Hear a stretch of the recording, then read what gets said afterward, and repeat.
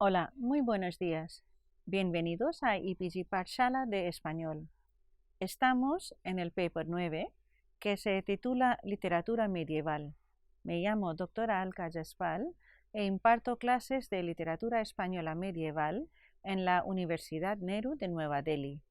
En este módulo hablaremos de la famosa obra El Sendebar.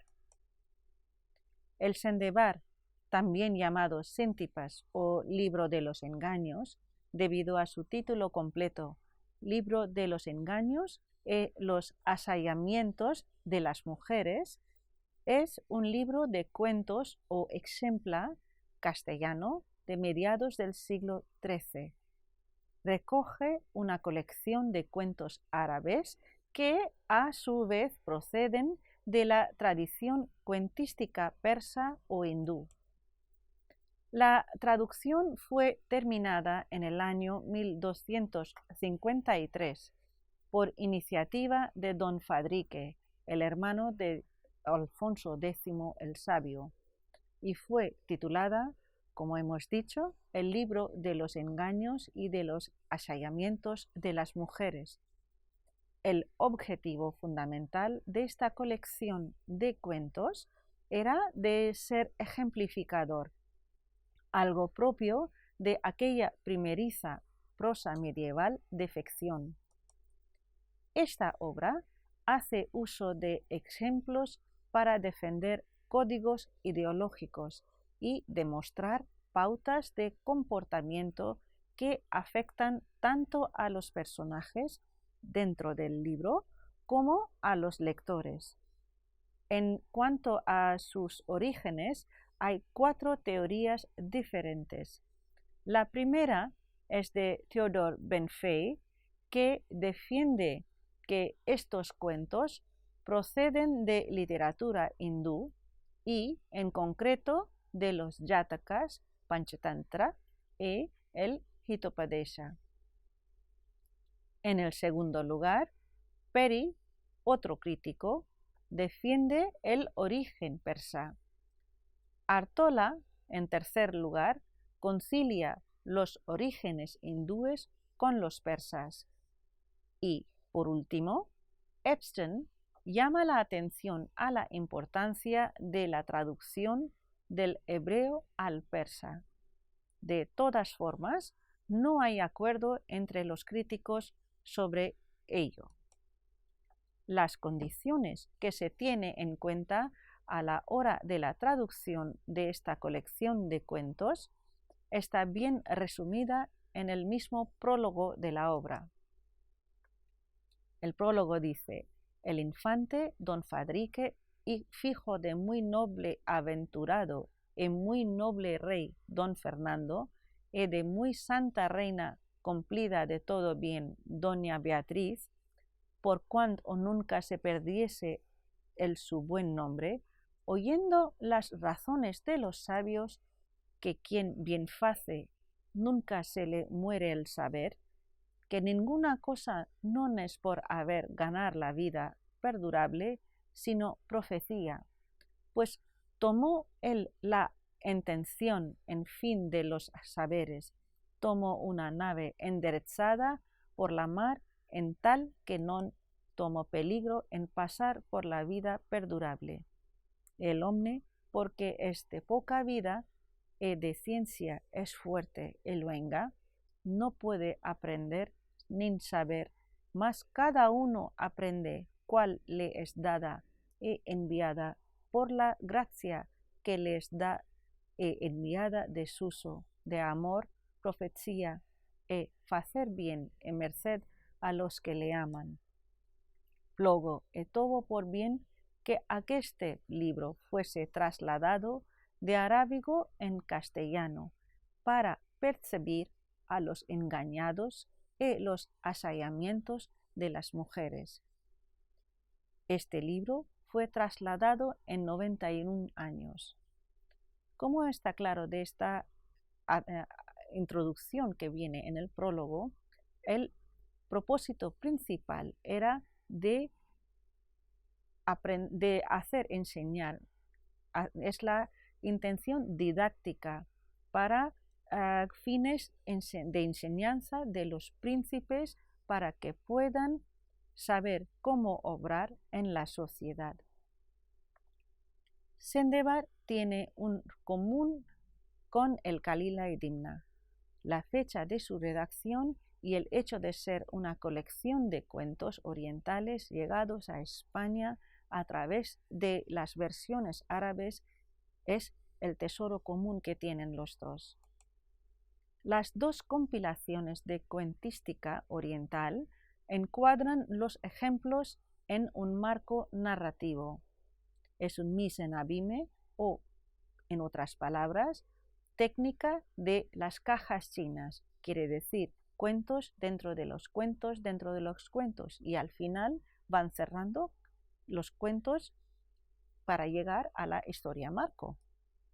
Y sucesivamente sus enseñanzas prefieren la sabiduría profana a la moral cristiana, enseñan a vivir con prudencia en el mundo. También es curioso el hecho en que se copia la obra a principios del siglo XV y se conserva en el mismo códice en el cual se conservó el Conde Lucanor, con severas correcciones hechas por el lector o corrector de la obra. Tres ideas saltan a la vista del prólogo.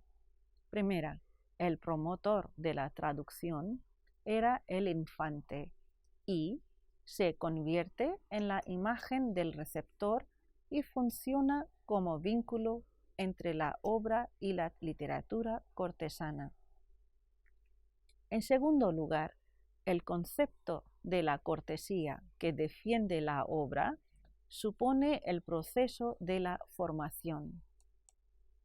En tercer lugar, la materia del libro, la prevención contra los engaños de las mujeres, adquiriendo sentido a partir del momento en que se establece la función del saber.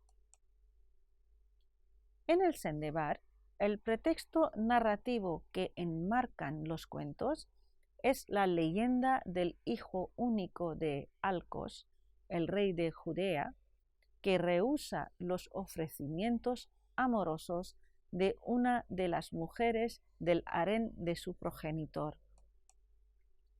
Este rechazo provoca que la cortesana lo acuse falsamente de intentar violarla, en conexión con el motivo bien conocido de la madrastra malvada, que remite en última instancia a la leyenda bíblica del patriarca José y de la mujer de Potifar. El joven príncipe es sentenciado a la muerte y, consejo de su ayo Sendubete, se ve obligado a guardar silencio por espacio de 7 días, después de la observación de las estrellas. Sus valedores pueden contar cada uno 2 cuentos en defensa del joven, y estos narran cuentos que, en correspondencia con estos antecedentes, tienen carácter misógino. Entre estos, su madrastra cuenta otros 2, que tienen por objeto condenar al infante. El desenlace, sentenciado por el rey, es la condena de su madrastra a morir en un caldero seco al fuego, mientras que el príncipe se salva. Gracias a los cuentos de los 7 privados, se evita que el rey ejecute a su hijo. Al igual que en las 1001 noches, Scheherazade se libra de la muerte con el mismo procedimiento. Se documentan varias versiones de esta obra en toda Europa y sus ejemplos se recogen en las Calas Coeli de Diego de Cañizares, que data del siglo XV, y también en otra obra titulada Libro de los 7 Sabios de Roma, del año 1530, y la otra obra titulada Historia del Príncipe Erasto, del año 1575. Tanto Lacarra como Cantor y Rivas, críticos de mucho renombre, concuerdan con la idea de que en la estructura literal del Sendebar se refleja una estructura mítica que describe el ritual iniciático. Así que la obra didáctica Sendebar, que es considerada tradicionalmente como una colección de exempla con una evidente tendencia misógina, es, además, bajo una lectura simbólica, un tratado sobre el renacimiento del espíritu y el ritual que se atraviesa para poder ser iniciado en los misterios mayores. Desde la primera lectura literal es evidente que el Sendebar gira en torno a la imagen de la mujer, su astucia, ingenio, seducción y sabiduría. Muchos ejemplos, incluso algunos de los que relata la madrastra, mostrarán la capacidad femenina para desplegar falsas apariencias, transformar la realidad y atrapar a los ingenuos personajes dentro de una falsedad aceptada como verdadera. Por ello, es fácil concluir que la finalidad didáctica del Sendebar es advertir sobre los engaños de los que son capaces las mujeres, brindar los elementos necesarios para poder distinguir sus artes e invitar al lector para que busque la verdad detrás de las apariencias.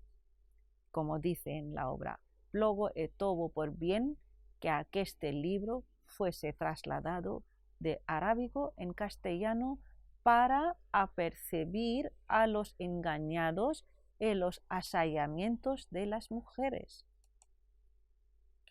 Pero además se nos advierte constantemente sobre la imposibilidad de llegar al conocimiento completo de sus artes.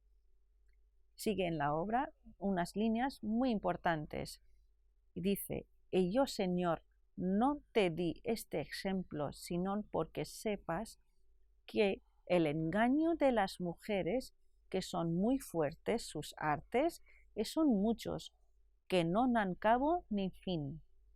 Quiere decir, no tienen ni principio ni fin su arte. La advertencia sobre lo vano de este intento es incluso puesta en boca de una mujer dentro del cuento 18.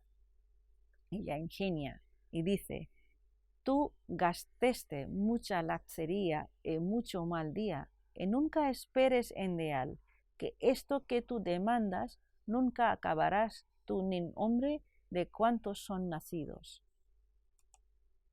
Lo cual nos recuerda la sentencia contenida en el prólogo de la misma colección, que dice, y el hombre, porque es de poca vida, y la ciencia es fuerte es luenga, no puede aprender ni saber, mas cada uno aprende cuál le es dada e enviada por la gracia, que le es dada e enviada desuso, de amor, profecía, e hacer bien en merced a los que le aman.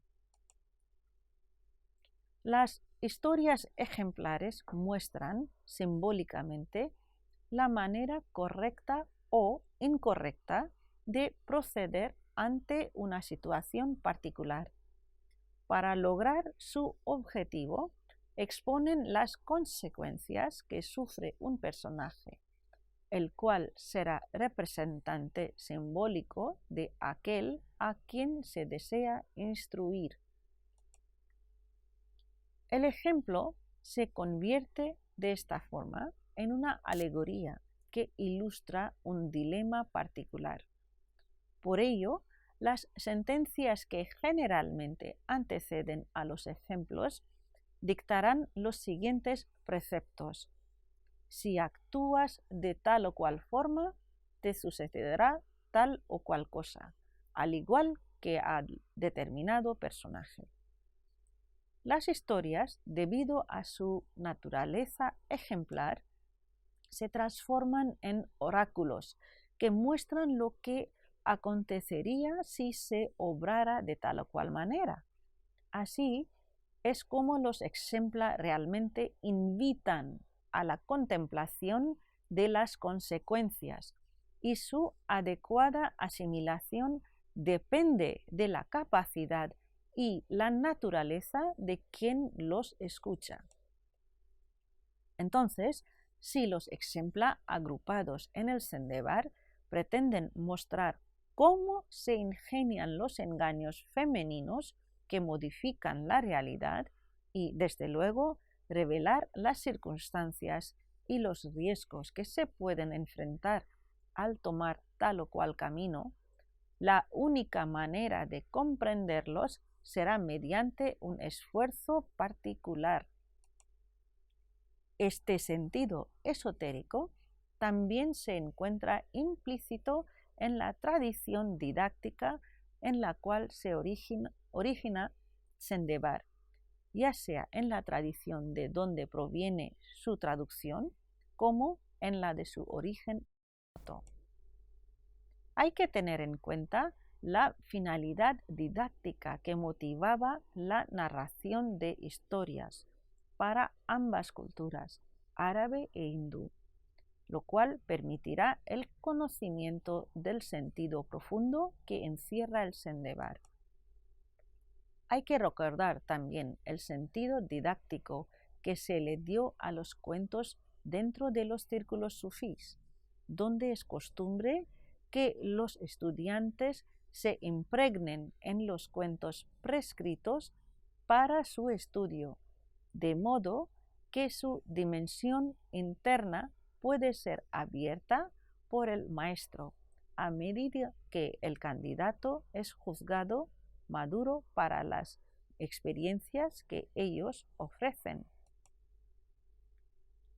Ahora nos remontamos al sentido didáctico según la cultura hindú, dado su probable origen primitivo, especialmente en los relatos que tratan sobre el mismo tema que la colección del Sendebar, el cual es el poder que poseen las artes femeninas para atrapar mediante la falsa apariencia. El objetivo del pensamiento indio ha sido siempre conocer el secreto del atrapamiento y, de ser posible, abrirse paso a una realidad exterior que subyace en las circunvoluciones que envuelven nuestro ser consciente. La mitología hindú trata el enigma del arte femenino que atrapa la conciencia, o sea, el maya, precisamente mediante manuscritos pictóricos que permiten a la inteligencia común aprender las implicaciones filosóficas del enigma. El trama argumental es novedoso y permite todo tipo de interpretaciones. Es el análisis de las relaciones cortesanas, como el engaño del marco inicial es detenido por el consejo de la disputa ejemplar y superado definitivamente por el saber que se exhibe en el marco final. Presentamos como aproximación básica una selección de cuentos que se extraen de la Biblioteca Virtual de Miguel de Cervantes. El primer cuento se titula Avis, quiere decir ave. En este presenta a la obra un ejemplo de hombre e de la mujer e del papagayo e de su moza. Y sigue el cuento diciendo: Señor, oí decir que un hombre que era celoso de su mujer compró un papagayo y metiólo en una jaula y púsolo en su casa. Mandóle que le diciese todo cuanto viese facer a su mujer y que no le encubriese en de nada. Y después fue su vía a recabar su mandato y entró su amigo de ella en su casa do estaba. Y el papagayo vio cuánto ellos hicieron. Y cuando el hombre bueno vino de su mandado, asentóse en su casa en guisa que no lo viese la mujer. Y mandó traer el papagayo y preguntóle todo lo que viera. Y el papagayo contójelo todo lo que viera hacer a la mujer con su amigo. El hombre bueno fue muy sañudo contra su mujer y no entró más donde ella estaba. Y la mujer cuidó verdaderamente que la moza la descubriera y llamóla entonces y dijo: ¿Tú dijiste a mi marido todo lo que yo hice? Y la moza juró que no lo dijera, mas sabed que lo dijo el papagayo. Y cuando vino la noche, fue la mujer al papagayo, y descendiólo a tierra, y comenzóle a echar agua de suso, como que era lluvia, y tomó un espejo en la mano, y parójelo como la jaula, y en la otra mano una candela, y parábasela de suso. Y cuidó el papagayo que era un relámpago. Y la mujer comenzó a mover una muela. El papagayo cuidó que eran truenos. Y ella estuvo así toda la noche, haciendo así hasta que amaneció. Y después que fue la mañana, vino el marido y preguntó al papagayo: ¿Viste esta noche alguna cosa? El papagayo dijo: No pude ver ninguna cosa con la gran lluvia y truenos y relámpagos que esta noche hizo. Y el hombre dijo: En cuanto me has dicho es verdad, de mi mujer así como esto, no una cosa más mentrosa que tú, en mandarte a matar. Envió por su mujer y perdonóla, y hicieron paz. Y yo, Señor, no te di este ejemplo, sino porque sepas el engaño de las mujeres, que son muy fuertes sus artes, y son muchos que no dan cabo ni fin. Y mandó el rey que no matasen a su hijo. Como se habrán dado cuenta, al narrar esta historia, tiene sus orígenes en la obra famosa que conocemos en la India como Shuk-Saptati, en la que también el papagayo cuenta historias al hombre o a la mujer, pero aquí el cuento aparece un poco más adaptado, en la que el papagayo hace como informador de las acciones de la mujer a su marido. La primera noche, desde luego, cuenta lo auténtico, lo que ha ocurrido con su amante, pero el siguiente día la mujer se da cuenta del comportamiento un poco extraño de su marido. Entonces pregunta a su criada que si ella había informado al dueño, y como dijo que no, la mujer se da cuenta que fue el papagayo. Entonces monta toda la historia de relámpagos, lluvia y truenos para confundir al pájaro, y es precisamente lo que cuenta al dueño, con lo cual el dueño queda completamente engañado, mata al pájaro y perdona a su mujer. El siguiente cuento es el número 12, que es el canis. Es el ejemplo del quinto privado y del perro, de la culebra y del niño. Traducido o adaptado, también tiene una referencia directa a la historia última del quinto tantra que aparece en el Panchtantra. Sigue el cuento así. Y vino el quinto privado ante el rey y dijo: Loado sea Dios, tú eres entendido y mesurado, y tú sabes que ninguna cosa debe hacerse apresuradamente antes que sepa la verdad. Y si lo hiciere para locura, y cuando lo quisiere enmendar, no podrá. Y acontecerle así como a un dueño de un perro una vez. Y dijo el rey: ¿Cómo fue eso? Y él dijo: Señor, oí decir que un hombre que era criado de un rey, y aquel hombre había un perro de caza muy bueno y mucho entendido, y nunca le mandaba hacer cosa que la non ficiese. Y vino un día que su mujer fue ver sus parientes, y fue con ella toda su campaña, y dijo ella a su marido: «Sé con tu fijo que yace durmiendo en la cama, que non tardaré allá, que luego seré aquí». El hombre asentóse cabo su fijo. Él siguiendo allí, llegó un hombre de casa del rey que le mandaba llamar a gran priesa. El hombre bueno dijo al perro: «Guarda bien este niño, y no te partas de él hasta que yo venga». Tomamos un parón aquí para entender lo que ha ocurrido. El privado del rey le dice que una vez había un hombre que tenía un perro de caza muy bueno y muy entendido. Un día, la mujer de este hombre tenía que visitar a sus parientes y fue con todas sus criadas. Y dijo a su marido que estuviese con el hijo que estaba durmiendo en la cama.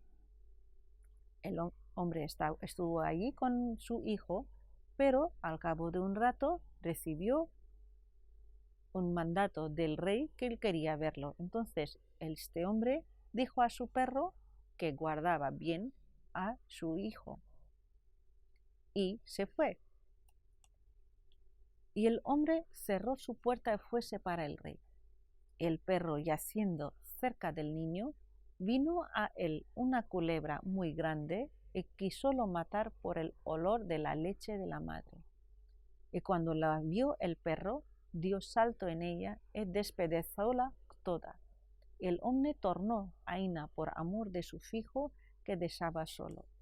Y cuando abrió la puerta, abriéndola, salió el perro a halagarse al Señor por lo que había hecho, y traía la boca y los pechos sangrientos. Y cuando lo vio tal, cuidóse que había matado su hijo, y metió mano a una espada, y dio un gran golpe al perro, y matólo. El hombre, cuando llega a casa, se da cuenta de un hecho muy importante. En su ausencia, cuando el perro estaba guardando al niño, le había acercado una serpiente por el olor de la leche de madre que todavía amamantaba. Entonces el perro lo mata. Al volver el hombre a casa, ya va muy alegre a su dueño para decir lo que había hecho, para comunicarle. Pero él no se da cuenta, piensa que el perro ha matado a su hijo. Coge una espada y mata a su perro. Sigue el cuento. Y fue más adelante a la cama y falló su fijo durmiendo, y la culebra despedazada a sus pies. Y cuando esto vio, dio palmadas en su rostro y rompióselo, y no pudo él facer, y tomóse por malandante que lo había errado. Aquí dice que cuando va a la cama de su hijo, encuentra al hijo plácidamente durmiendo y la serpiente muerta y despedazada. Entonces se da cuenta de su error y estaba muy triste. Sigue el cuento. El Señor no te contesta a tal en tus fechos que después no te podrás arrepentir. No mates tu hijo, que los engaños de las mujeres no dan cabo ni fin. Aquí, al final del cuento, aparece la moraleja del privado y en la boca del privado de todo el cuento, que una vez hecho una cosa, si es errónea, no puedes deshacerla, porque los engaños de las mujeres no tienen principio ni el fin. Esperamos que estos fragmentos les hayan aclarado las ideas que hemos elaborado en este módulo. Muchas gracias.